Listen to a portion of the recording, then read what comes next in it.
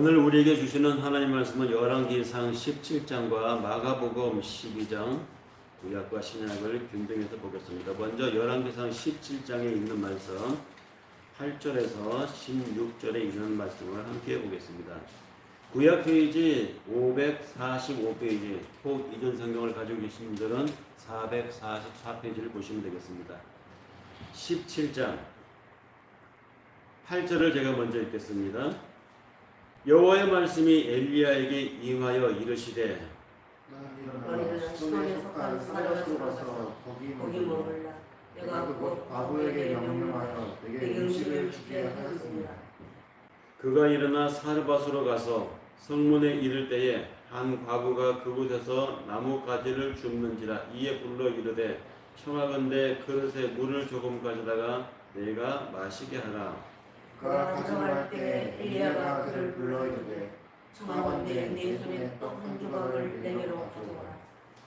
그가 이르되 당신의 하나님 여호와께서 살아계심을 두고 맹세하노니 나는 떡이 없고 다만 통에 가루 한 움큼과 병에 기름 조금뿐이라. 내가 나뭇가지들을 주어다가 나와 내 아들을 위하여 음식을 만들어 먹고 그 후에는 죽으리라. 엘리야가 그에게 이르되 두려워하지 말고 가서 네 말대로 하려니와 먼저 그것으로 나를 위하여 작은 떡 한 개를 만들어 내게로 가져오고 그 후에 너와 내 아들을 위하여 만들라. 이스라엘 하나님 여호와의 말씀이니 나 여호와가 비를 지면에 내리는 날까지 그 통에 가루가 떨어지지 아니하고 그 병에 기름이 떨어지지 아니하리라 하셨느니라. 그가 가서 엘리야의 말대로 하였더니 그와 엘리야와 그의 식구가 여러 날 먹었습니다. 함께 읽읍시다. 여호와께서 엘리야를 통하여 하신 말씀같이 통에 가루가 떨어지지 아니하고 병에 기름이 없어지지 아니하니라. 마가복음 12장에 있는 말씀을 한 번 더 찾아서 봅시다.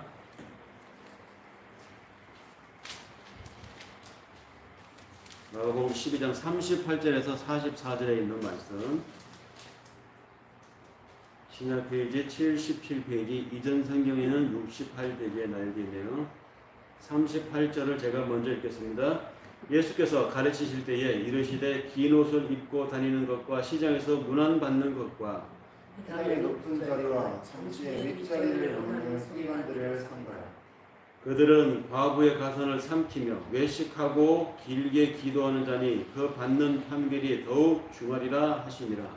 예수께서 황금함을 대하여 앉으사 우리가 어떻게 황금함에 돈 넣는가를 보시되 여러 자는 많이 넣는데 한 가난한 과부가 와서 두 렙돈 곧 한 고란트를 넣는지라. 예수께서 제자들을 불러다가 이르시되 내가 진실로 너희에게 이르노니 이 가난한 과부는 황금함에 넣는 모든 사람보다 많이 넣었다. 함께 읽읍시다. 그들은 다 그 풍족한 중에서 넣었거니 이 과부는 그 가난한 중에서 자기의 모든 소유 곧 생활비 전부를 넣었느니라 하시니라. 드려진 예물 봉헌의 시간 갖겠습니다.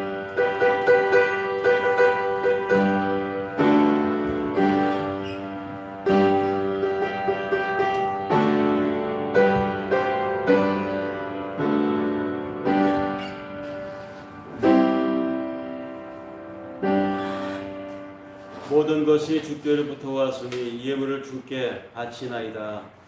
우리의 들고 나는 모든 것을 아시는 아버지 하나님, 어떤 처지에서 무슨 마음으로 드렸는지 어떤 형편에서 드렸는지 우리 주께서는 아십니다.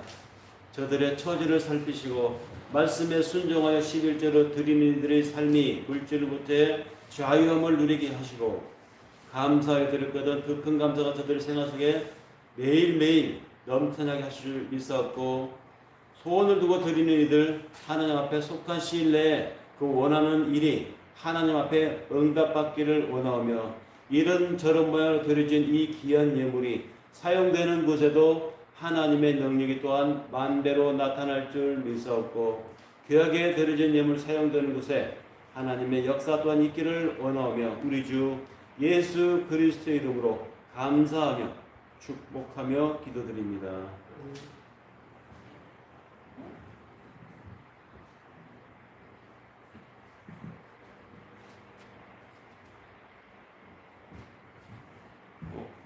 이상한 안내 문자가 하나씩 뜨네요. 제가 했는데도. 오늘 열왕기상에 있는 사렙다 과부의 이야기, 그리고 예수님이 보는 앞에서 헌금을 했던 한 과부의 얘기, 성경에 과부, 가부 이렇게 나와 있는데 요즘 어로 바꾸면은 이망인이죠. 그래서 오늘 설교 제목은 어떤 미망인들의 선택 또는 어떤 미망인들의 처신에서라고 하는 제목으로 잡아보았습니다. 가끔은 거울 앞에 저 자신의 얼굴을 이렇게 들여다볼 때가 있습니다. 샤워를 하고 면도를 하고 얼굴이 깔끔해지면 그때 이제 머리를 말리면서 마른 머리를 이렇게 털을 잡으면서 거울 앞에 제 얼굴을 한번 보죠. 나이에 비해서 참 동안으로 보입니다라는 말을 얼마 전까지 많이 들었어요. 그런 말을 들으면서 기분이 좋습니다. 또 먼 지방으로 이사를 간 먼 곳 사는 저희 친척 중에 그 내외가 얼마 전에 방문을 했었는데 저를 보더니 얼굴이 어떻게 하나도 이렇게 나이가 안 들어 보이냐, 너무 얼굴이 좋아 보인다, 이런 말을 들었습니다. 칭찬인지 욕인지 헷갈리는 말을 들으면서 내시엔 기분이 참 좋더라고요. 그런데 제가 보는 거울 속에 비친 제 얼굴을 보면서 저는 이런 생각도 합니다. 껍데기만 중요한 것이 아니다. 속이 중요한데 사람들이 나를 보고 젊어 보인다고 하는데 내 속은, 내 마음은 어떤지 저들이 알까?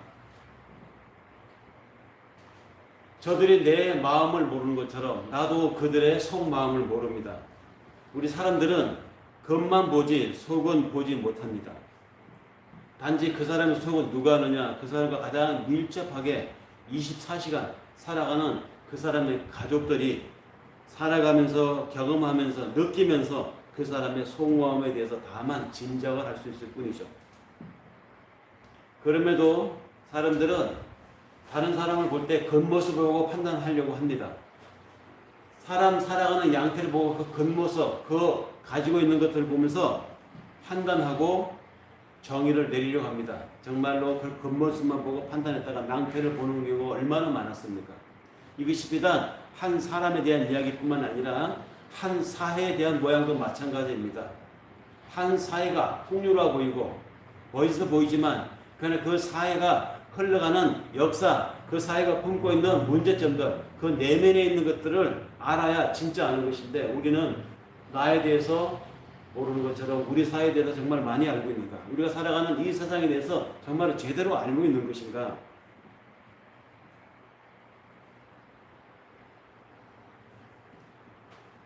한때에 다른 나라 지배를 받았던 이 한반도 역사에서 우리는 그것을 일제 36년 지배 살려고 합니다. 그때 나라가 어려워지니까 강대국이 짓밟히니까 속히 태도를 바꿔서 강대국에 협조해가지고 그들의 앞잡이 노릇을 해가지고 재선을 이루고 유리한 각종 사회 이점을 얻어서 나중에 해방이 된 뒤에도 그들은 그 기득권을 그대로 유지해서 오늘날까지 자신들의 친일적인 행각을 감추고 자신들의 유리한 입지에서 사회 상류층을 이루고 있는 사람들이 이 나라에는 많습니다.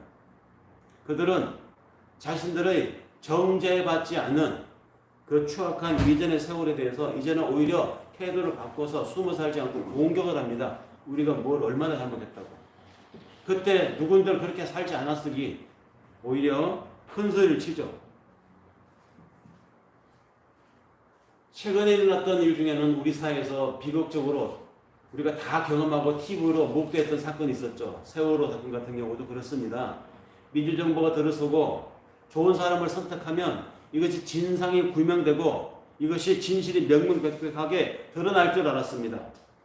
그 당시에 특별법도 제정했고 특별조사위원회도 구성하고 심지어는 특검까지 구성을 해가지고 이 진실을 밝힌다고 했지만 시간이 지난 지금까지 어떻습니까? 우리를 시원하게 해줄 어떤 진상이 규명되었습니까?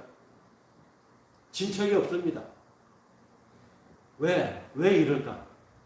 진상을 방해하는 이해 관계자들이 지금도 그 자리에 엄연히 고의적으로 있기 때문에 그 진실 규명을 방해하고 있기 때문에 자료를 주지 않기 때문에 아니 증거들을 은폐하기 때문에 진상은 규명되기가 앞으로도 어려울 것으로 봅니다. 그 당시에도 진상위원회를, 특별조사위원회를 구성하면서 얼마나 말이 많았습니까? 그 당시에 제가 기억하기로는 특별위원회를 만들었으니 월급은 주겠지만, 특별위원들에게 월급은 주겠지만 진상규명 활동 예산은 줄 수 없다고, 그리고 유족들을 찾아가서 수억의 보상금을 줄 테니까 그냥 입 다물고 조용히 살라고 하지 않았습니까? 그런데 그 유족들이 그 수억의 돈을, 보상금을 거부하면서 뭐라고 했습니까? 우리는 내 자식들이 그 바다에서 왜 죽었는지, 왜 당국은 구조를 포기했는지에 대한 진실을 알고 싶다는 거 아닙니까? 그런데 이 진실이 아직까지도 오리무중입니다.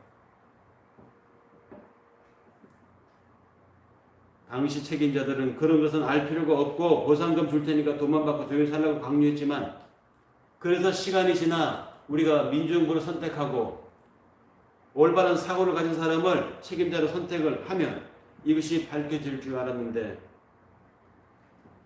지금 보니, 오늘날에 와서 보니 그 명확한 진상규명이 되지 않는 이유가 어디에 있든가, 여기엔 얽히고 설킨 관계자들의, 이해관계자들의 복마전이 얼마나 심각한지 여실히 다 드러나고 있습니다. 다발로 드러나고 있습니다. 그런데 이것이 이 사건뿐이었겠습니까? 얼마나 많은 사건들이, 얼마나 많은 억울한 일들이 이런 식으로 이해관계자들의 얽매여 있는 이 이해관계 때문에 진실이 드러날 수 없는 사태로 덮어버리고 말았는지 우리는 짐작을 합니다. 원인을 정확하게 규명하지 않으면 비극은 다시 일어납니다. 책임을 정확하게 따져 묻지 않으면 참사는 다시 반복이 되는 것이 우리 살아가는 이 세상입니다. 진상을 명명백백하게 규명하기보다는 돈 때문에, 이해관계 때문에, 자기 처해 있는 처지 때문에 대충 덮고 넘어가려고 하는 일들이 우리 사회에 그만큼 많았다는 것입니다. 돈보다 생명을 존중하는 세상으로 세상은 발전시켜 나간다. 그렇게 세상은 가게 되어 있다. 이것을 믿는 것이 우리 진보적인 가치관을 가진 사람들의 사고죠. 신앙의 양심을 가진 사람, 성서적 사고에 기반해서 상식을 가지고 있는 사람들이라면 다 이런 사고를 가지고 있습니다. 세상은 그렇게 흘러간다고. 그런 결연한 의지를 가지고 살아왔습니다. 그런데 지난 세월의 세월호 사건을 돌아보면 이게 결코 말처럼, 그렇게 신념처럼 쉽게 이루어지지 않음을 우리는 경험했습니다.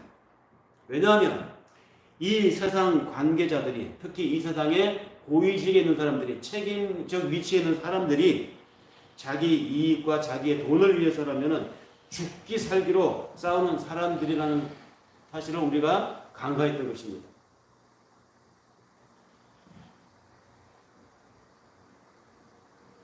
그 사람들은 자기 돈을 지키기 위해서라면 정말 무섭게 싸웁니다. 그러니 이게 뚫고 나가기가 쉽지 않은 겁니다. 자신들의 지위를 흔드는 일이라면 누구를 상대로 하더라도, 심지어 그 상대가 대통령이라 할지라도 발벗고 나서서 목숨 걸고 싸웁니다. 이것이 현실입니다. 이것이 세상의 이치였던 것입니다. 근데 이런 것이 세상에 그런 나쁜 놈들에게만 있느냐? 알고 봤더니 이러한 점이 우리 자신들 내부에도 있더라는 것을 살면서, 경험하면서 우리는 깨닫게 됩니다. 나한테 이익이 되는 일이라고 하면 다른 사람의 생명이, 다른 사람의 이익에, 그런 다른 사람의 억울함을 하찮게 여기는 이런 악한 습성이 우리 모두에게 한 부분 있다는 것입니다. 우리 자신이, 우리가 살아가는 이 함께 사는 세상이 이런 악의 울무에서 벗어나지 않는다면 참담한 사건은 계속 반복될 것이고, 억울한 일들은 언제든지 일어날 수 있고, 지금도 일어나고 있고, 지금도 진행 중에 있다고 우리는 봅니다.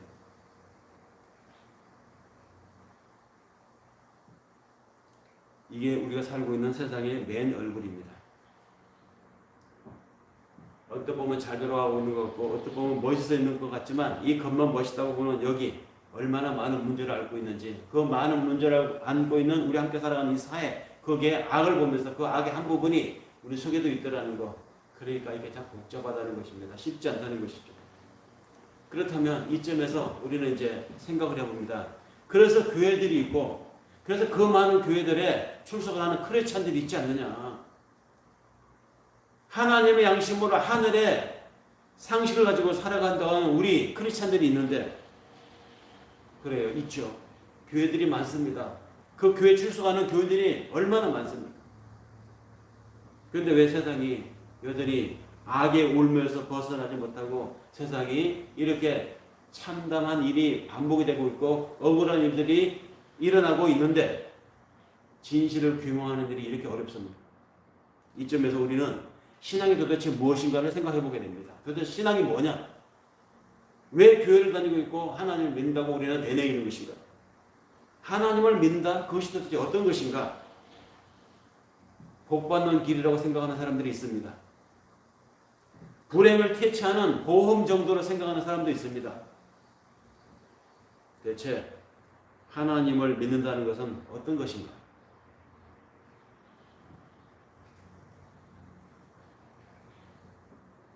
하나님, 즉 절대자를 믿는다는 것은 인간이 누구인가를 아는 것입니다. 내가 누구인가를 발견하는 일이 바로 신앙을 갖는 이유입니다. 다시 말해서 내가 신이 아님을, 내가 하나님의 아님을 깨닫는 것, 이것이 신앙이라는 것이죠. 나는 하나님이 아니에요.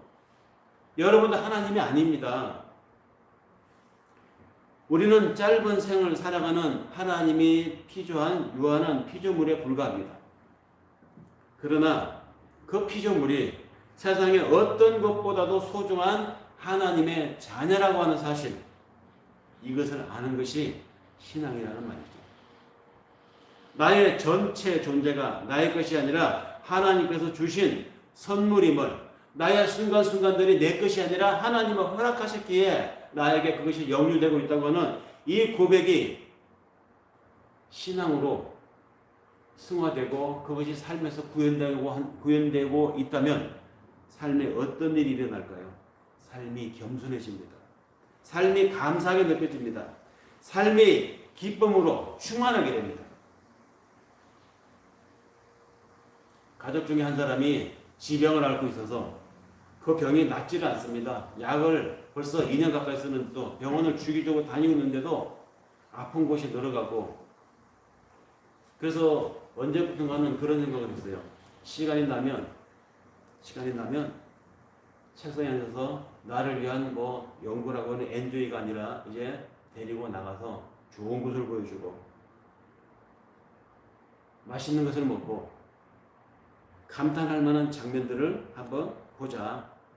왜냐하면 언제 아파서 들어눕게 되면, 입원을 해서 병동에 눕게 되면 갈 수가 없잖아요. 그래서 매 그런 기회가 올 때마다 나가는 겁니다. 나가면 좋아요.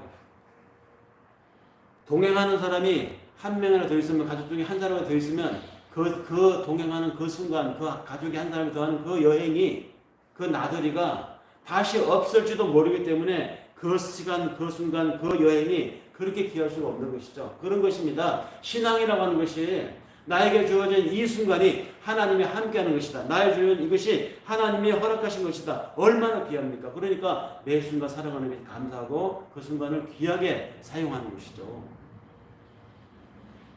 삶이, 새삼 매일매일의 삶이 소중하게 여겨지는 것, 감사하게 여겨지는 것, 다시 없을지도 모르는 것이기 때문입니다. 이 신앙 얘기를 하기 위해서 저는 오늘 성경에서 소개하는 두 미망인의 선택에 대해서 한번 이야기해 보고자 합니다. 성경에서 함께 읽은 내용 중에 보니까 어떤 율법학자의 삶과 가난한 미망인 여인의 삶을 비교하여 이야기하시는 예수님의 이야기가 소개되고 있습니다. 예수님은 누구의 삶이 하나님 앞에 칭찬받는 삶인지를 이 이야기를 통해서 우리들에게 보여주고 있습니다. 예수님은 제자들에게 말씀하셨습니다. 저 율법 학자들, 서기관들을 조심하라고 그들을 경계시켰습니다. 왜 그들을 경계시켰을까요? 그 사람들이 좋아하는 것을 열거하시면서 주님은 제자들에게 이런 사람들의 이러한 행동 양식을 조심하라고 했습니다. 그들의 행동 양식이 뭐였습니까? 쭉 나와 있죠.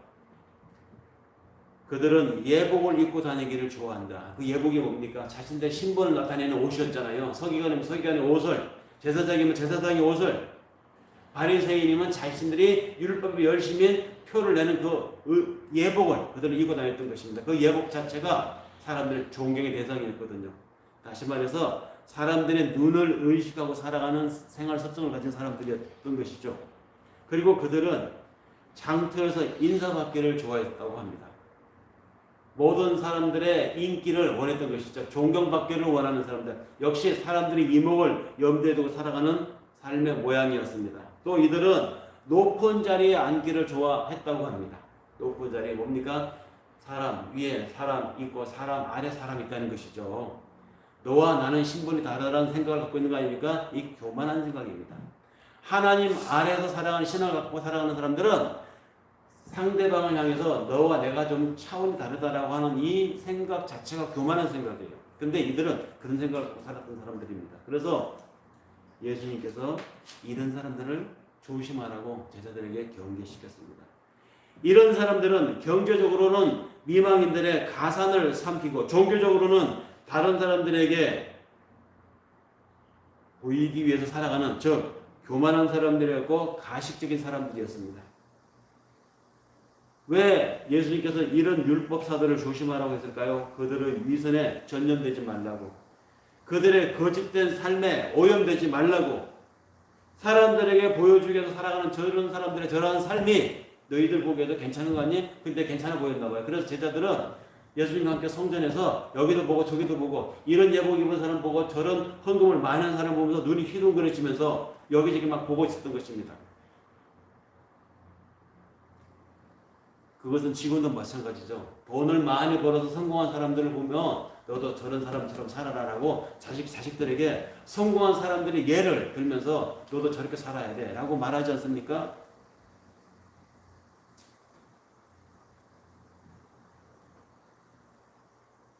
하나님께 멋지게 보이는, 하나님께 칭찬받는 삶을 살기보다는 사람들의 눈에 멋지게 보이는 것을 좋아하는 사람들의 습성을 그 당시 바리새인들, 서기관들, 율법사들이 가지고 있었는데 예수는 제자들에게 저런 사람들을 조심하라고 했습니다.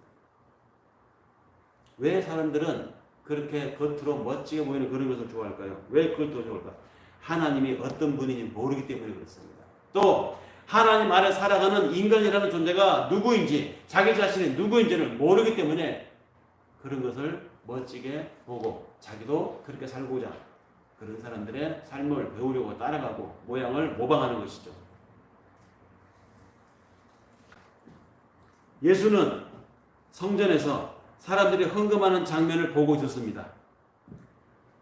헌금함이 있는 곳은 성전의 한쪽 뜰이었습니다. 여인의 뜰이라고 불리는 그곳에 헌금함이 쭉 14개가 놓여 있었는데 그 헌금함 모양이 나팔관 모양으로 위로가 이렇게 벌어져 있었습니다. 그런데 헌금함마다 제사장이 하나씩 있었어요. 그러니까 오늘날 우리는 헌금함 할 때 저 입구에 헌금함에 헌금을 넣지만 이 당시에 유대인들은 헌금할 때 그렇게 하지 않았습니다.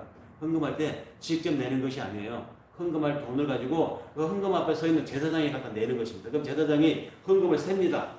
얼마인지. 그리고 헌금 금액이 얼마인지 헌금을 내는 사람에게 큰 소리로 얘기를 듣고, 그리고 이 헌금을 왜 하는지 헌금 내는 목적을 또 듣습니다. 그 목적과 금액을 제사장이 듣도록 얘기하면 제사장이 그걸 받아서 나팔관 모양을 벌어진 헌금함에 그 헌금을 넣는 것입니다. 그러니까 저 뒤에서 여인의 뜰이라고 하는 그 성전 뒷뜰에서 헌금을 하는 사람들의 헌금 모양을 예수님이 보고 있었으니까 저 율법사가 얼마를 헌금했는지, 저 가난한 미망인이 얼마나 헌금했는지 다 들은 거예요. 들을 수밖에 없죠. 아, 돈을 많이 했구나 저 율법사. 저 미망인 가난한 여인이 헌금을 동전 2개를 했구나. 다 압니다. 다 들려서.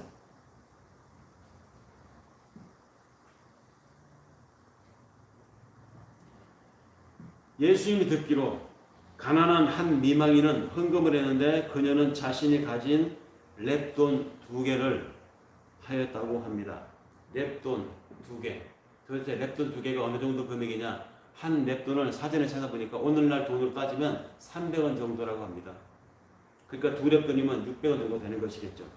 근데 그녀는 그 렙돈 2개를 하나만 내고 하나는 자신의 생활을 위해서 가지고 있음직한데 2개를 다 몽땅 하나님 앞에 성전에 갖다 바쳤습니다. 자신의 가진 모든 것을 다 낸 것이죠. 예수님은 헌금을 하는 그 사람들의 모양과 그들의 자세를 유심히 보고 있었던 데 반해서 함께 성전에 갔던 제자들은 성전 이곳저곳을 막 산만하게 보고 있었습니다.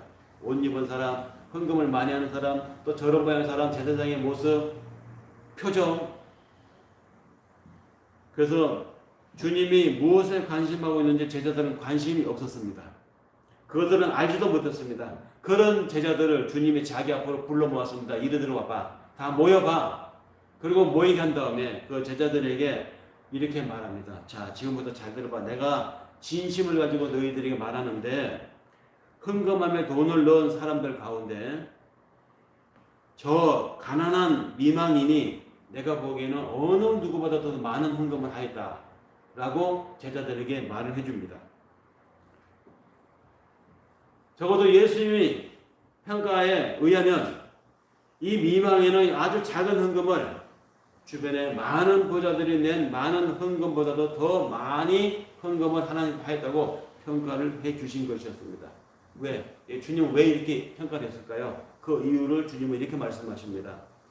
모든 사람들이 다 자신의 넉넉한 데서 얼마를 떼어서 낸 것이 저들의 헌금이었지만 이 미망인은 참 가난한 여인이다. 그런데 가난한 그 와중에도 자기의 가진 모든 것, 즉 자기 생활을 전부 탈탈 털어서 하나님 앞에 헌금을 하였다. 그러니 이 가난한 미망인이 가장 하나님 앞에 헌금을 많이 한 것이다. 이유를 그렇게 설명하신 것이죠.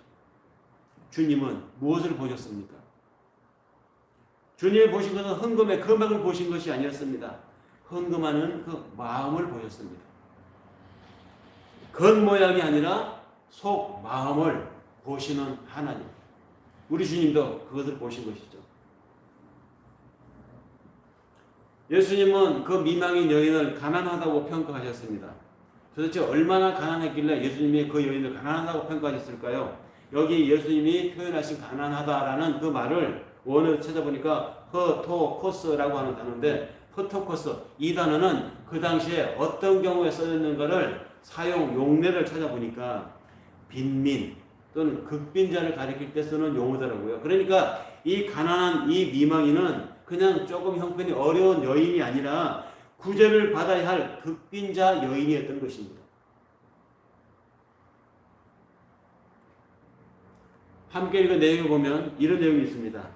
당시 과부들은, 즉 미망인들은 법적으로 자신의 재산권을 자기 마음대로 행사할 수가 없었던 문화 풍습이 있었습니다.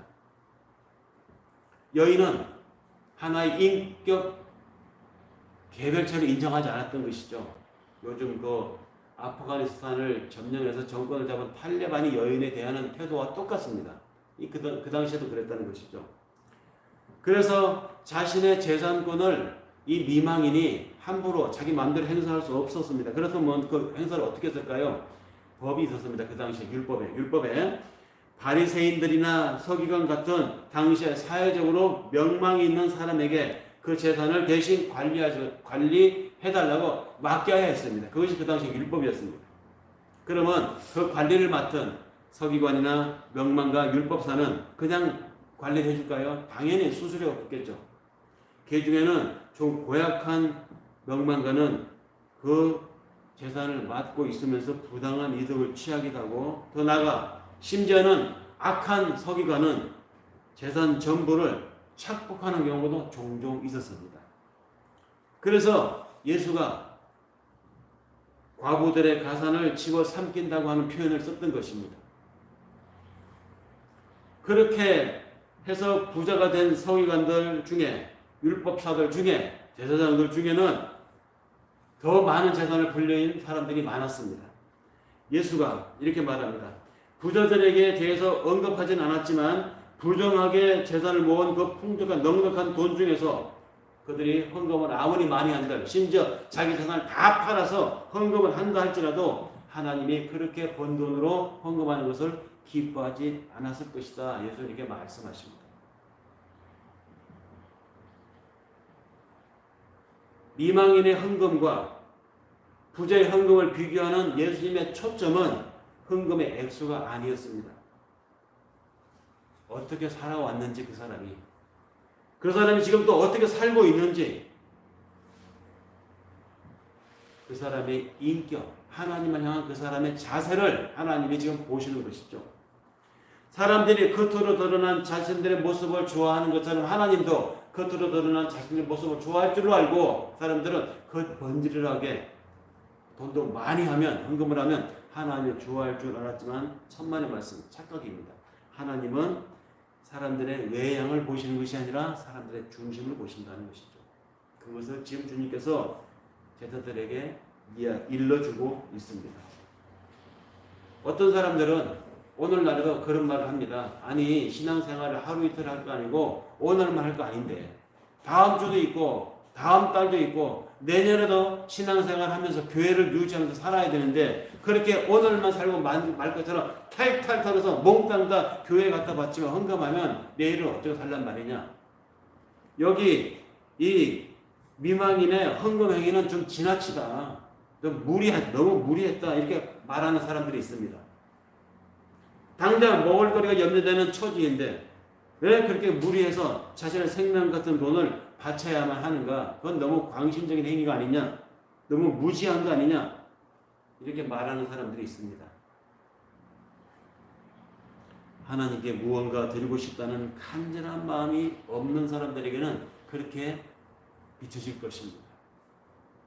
그리고 그런 사람들에게는 그렇게 무리한 헌금을 할 수도 없습니다. 이 미망인 여인은 자기가 가진 돈이 작았지만 하나님의 나라를 위해서 무언가 드리고 싶었던 마음이 충만했던 여인이었습니다. 주님은 바로 이러한 여인의 모습에 감동하셔서 이 여인이 하나님 앞에 가장 많은 헌금하였다고 하나님이 보시는 기준을 제자들에게 일러주신 것입니다. 여인뿐이 아닙니다. 하나님이 일을 하다가 쫓겨서 이제 기진맥진해서 먹을 것 없어서 곧 굶어 죽을 지경에 있는 엘리야 예언자를 만난 사렙다 지역의 한 미망인도 마찬가지였습니다. 사렙다의 과부, 미망인, 이 여인의 모습에서 우리 감독의 내용에 보니까 이 여인이 어떤 여인이었습니까? 유대인이 아니었습니다. 사렙다 지역의 사람이라고 했습니다. 사렙다가 어디입니까? 시돈 땅에 있는 도성이었습니다. 시돈 땅, 이 유대가 아니죠.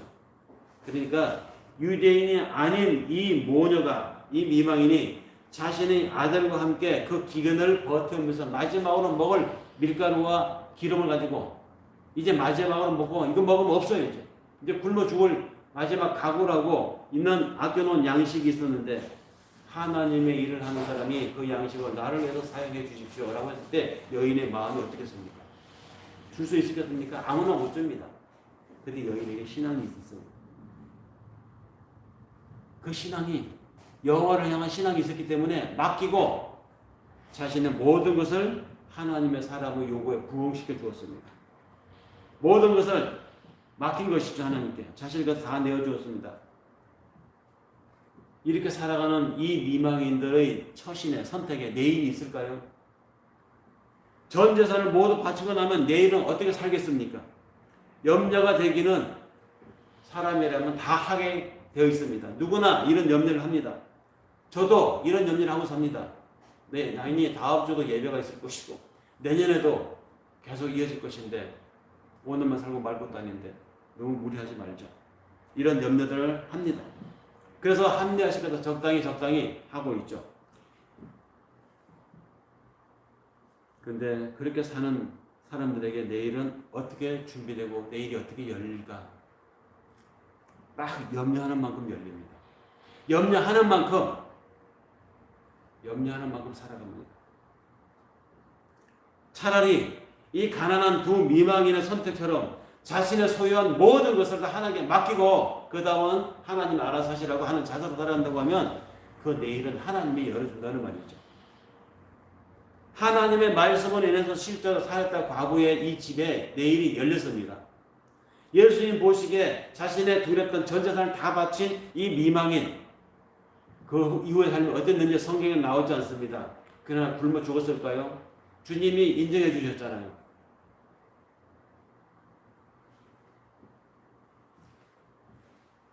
가난한 여인들처럼 있는 모든 것을 다 털털 털어서 헌금을 하라는 이야기가 아닙니다. 예수님은 성전에서 물건을 파는 사람, 돈을 주고 이 환전하는 사람들의 그 좌판을 엎어버린 일이 바로 얼마 전에 있었어요. 그 일이 있고 난 뒤에 지금 여기서 성전에 다시 오셔서 이 말씀을 지금 하시는 것입니다. 제자들한테. 그러니까 예수님 입장에서 자신을 곧 죽일지도 모른 저 성전 기득권자들 위해서 헌금을 많이 하셔 이 얘기를 할 이유가 없지 않습니까? 그리고 곧 죽을 텐데 주님의 자신을 위해서 헌금을 좀 많이 해서 쌓아놓으라 할 이유도 없지 않습니까? 헌금 이야기하는 것이 아니라는 말이죠. 이 이야기는 헌금에 대한 이야기 아니라 자기의 멋으로 사는 사람, 자기 일속을 채우기 위해서 살아가는 저 율법사들처럼, 저 서기관들처럼, 저 위선자들처럼 살아가는 저들의 삶이 자신의 장식의 하나처럼, 자신의 액세서리 중에 하나인 것처럼 사람들의 이목을 받기 위해서, 인기를 얻기 위해서, 자기 체면을 유지하기 위해서 돈다발로 헌금하는 저 모습, 저런 것들이 하나님과 아무 상관이 없다는 이야기를 하는 것입니다. 너희가 하나님 앞에 살아가는 오늘이 하나님 앞에 전부라고, 하나님이 나에게 허락하신 마지막이라고 이런 자세로 살아가느냐? 바로 그것이 이 두 미망인의 선택의 삶인 것입니다. 주어진 오늘이, 주어진 지금 이 기회가 하나님께서 나에게 주신 정말로 귀한, 다시 없는 기회라고 생각하고 살아간다고 하면 그 시간을, 그 순간을, 그 기회를 어떻게 헛되게 보내겠습니까?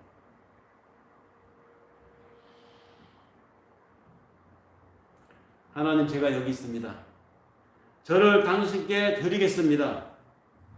이런 고백이 있는 삶이 신앙으로의 삶입니다.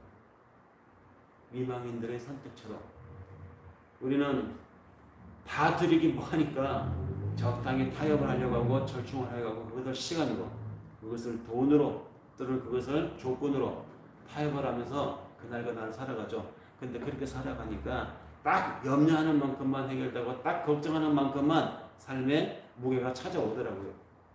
맡기고 살아봅시다. 하나님은 율법사와 부자들이 드리는 제사와 제물을 받아들이지 않습니다. 하나님께 희망을 걸고 자신의 모든 것을 내어 맡긴 가난한 미망인 여인들이 드리는 제사를 칭찬하셨던 하나님, 그 하나님의 사자로, 하나님의 분신으로 이 땅에 인간의 옷을 입고 오신 예수께서 제자들에게, 우리들에게 누누이 하신 말씀이 있죠. 내 마음을 다하고 내 목숨을 다하고 네 뜻을 다하고 내 힘을 다하여 너희 하나님이신 주 여호와를 사랑하라고.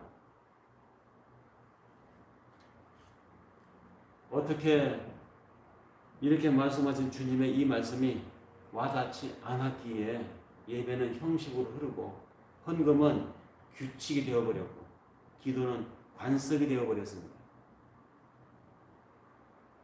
마음을 다하지 않는 헌금 드림, 정성이 들어가지 않는 예배, 내 삶을 다 걸지 않은 기도, 하나님 앞에 아무 의미가 없다는 것입니다.